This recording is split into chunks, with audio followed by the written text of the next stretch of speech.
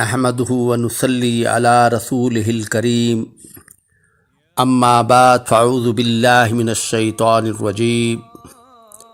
برادران اسلام، پیر سید حضرت مہر علی شاہ گولڑی رحمۃ اللہ علیہ اور عقیدہ ختم نبوت۔ ختم نبوت کی اہمیت و ضرورت کا اندازہ آپ اس بات سے لگائیں کہ حضرت پیر مہر علی شاہ گولڑی رحمۃ اللہ علیہ نے حجاز مقدس میں قیام کرنے کا ارادہ فرمایا تو آپ کو سید الانبیاء و آخرین صلی اللہ علیہ وسلم نے بحالت مراقبہ آپ کو ختم نبوت کے تحفظ کے لیے وطن واپس جانے کا حکم فرمایا۔ آپ کو حضور اکرم صلی اللہ علیہ وسلم کی زیارت نصیب ہوئی۔ دیکھا کہ حضور اکرم صلی اللہ علیہ وسلم آپ سے 4 بالشت کے فاصلے پر تشریف فرما ہیں۔ فرمایا، مرزا قادیانی کذاب و دجال شخص میری احادیث کو تعویل کی کینچوں سے کتر رہا ہے اور آپ یہاں بیٹھے ہوئے ہیں۔ یہ سنتے ہی آپ فوراً ہندوستان روانہ ہو گئے اور رات دن ایک کر کے مرزا قادیانی کا کذب و دجل کو بے نقاب کیا اور اپنی پوری زندگی تحریر و تقریر، بحث و مباحثہ ہر طریقے سے وقف کر دی۔ نہ دن کا چین رہا نہ رات کا آرام، جب تک اس کاذب اور دجال کو اپنے انجام تک نہ پہنچایا اور پورے عالم اسلام کو حضرت سید پیر مہر علی شاہ صاحب نے مرزا قادیانی کے دجل و فریب سے آگاہ فرمایا۔ آپ نے مسلمانوں کو فرمایا کہ عقیدہ ختم نبوت اسلام کا بنیادی اور اہم عقیدہ ہے جس پر پورے دین کا دار و مدار ہے۔ عقیدہ ختم نبوت کا تحفظ پورے دین کا تحفظ ہے۔ حضرت محمد صلی اللہ علیہ وسلم رسول اکرم سید الانبیاء آخری نبی ہیں اور رسول ہیں۔ جو شخص ختم نبوت کا انکار کرے یا تعویل و تحریف کرے وہ دائرہ اسلام سے خارج ہے۔ یہ عقیدہ قرآن کریم، احادیث رسول، اجماع امت اور قیاس چاروں اصولوں کی روح سے ثابت اور طے شدہ ہے۔ مرزا قادیانی حضرت پیر سید مہر علی شاہ صاحب گولڑی رحمۃ اللہ علیہ کے بحث و مباحثہ اور حق و صداقت کا کوئی جواب نہ دے سکا تو الٹا آپ کی شان میں بدزبانی اور ہرزہ سرائی پر اتر آیا۔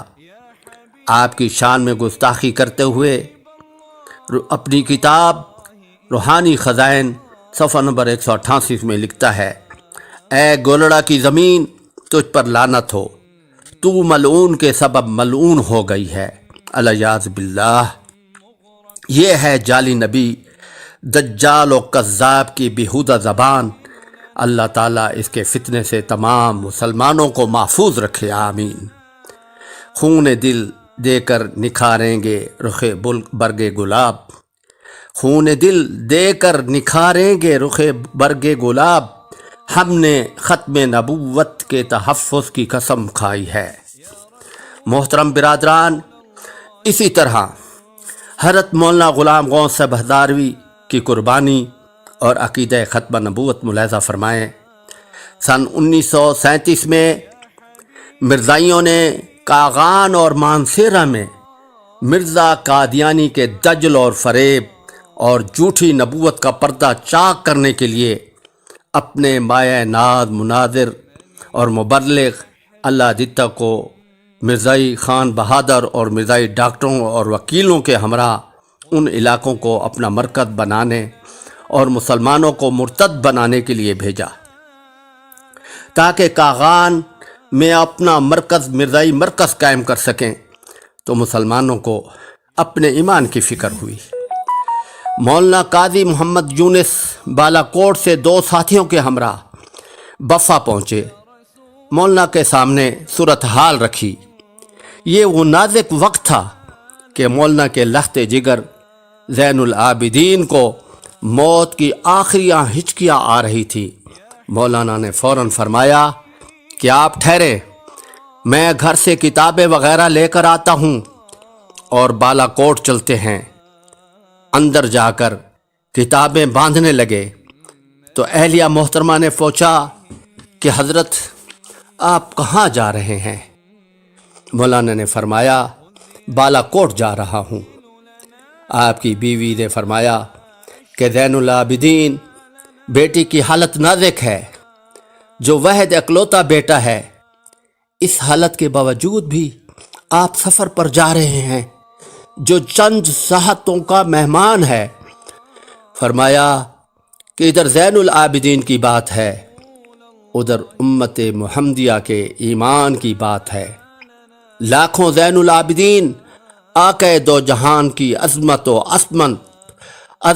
عصمت اور ان کے قدموں پر قربان ہوں۔ یہ کہہ کر مولانا گھر سے کتابیں لے کر نکل پڑے۔